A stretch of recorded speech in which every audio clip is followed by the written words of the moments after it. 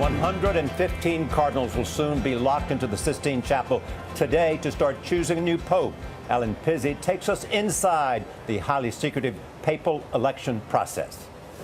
The process of turning the Vatican's premier tourist attraction into a polling station took nearly a week. The magnificent frescoes of the Sistine Chapel were swept for electronic bugging devices. Rows of tables and chairs were set up on either side for the 115 cardinals who will choose the new pope. Baltimore's Cardinal James Stafford voted in the last conclave. Certainly I was struggling in my conscience. How am I ever going to come to an understanding of what this responsibility is? You're talking about the responsibility of actually choosing. Of choosing a pope. Voting is a three-stage process. One would be passing out of the ballots. The second would be the actual voting. And the third is to take it up and to place one's vote individually, a golden chalice that is on the altar. And then we go back to our seats. Is it true that you disguise your handwriting so no one will know who you voted for? Don't even think about that. That's a myth. Yeah, as far as I know. Votes are cast and tallied in front of Michelangelo's fresco of the Last Judgment, an elaborate, time-consuming process. 3 cardinals count, then 3 check the count. Ballots and notes are burned in a special stove. A second stove uses chemicals to produce black smoke if no pope is elected and white smoke when there's a winner. Contrary to popular wisdom, the cardinals are not alone. A few trusted and essential personnel are also there to help out.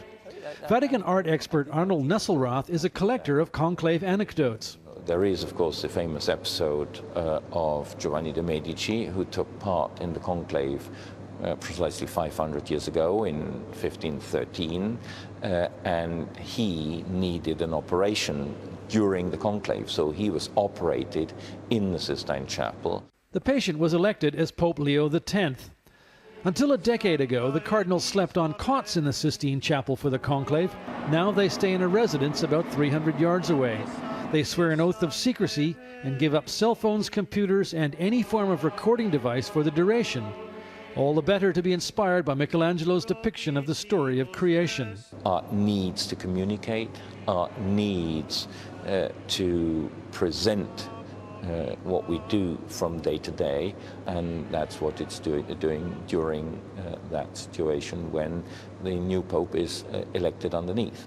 In Catholic theology, grace builds on nature, and the papal election is as much political as it is spiritual. In the words of one cardinal with experience, it's a dynamic process. Given the setting in which it's conducted, the wonder is that any work gets done at all. Alan Pizzey joins us now. You live in Rome, you know people. So what's the most interesting thing about this whole thing for you? Well, the interesting thing to me, Charlie, is the fact that for the first time, I covered the last conclave, for the first time people are seriously talking about Americans. I think that that's a bit hyped by us. I think they're in a spoiler role rather than actual possibilities. But nobody is saying it's not going to happen. And that's, to me, the most interesting thing of all this time. These ballots are so interesting in how they're handled. Why do they poke the hole in them?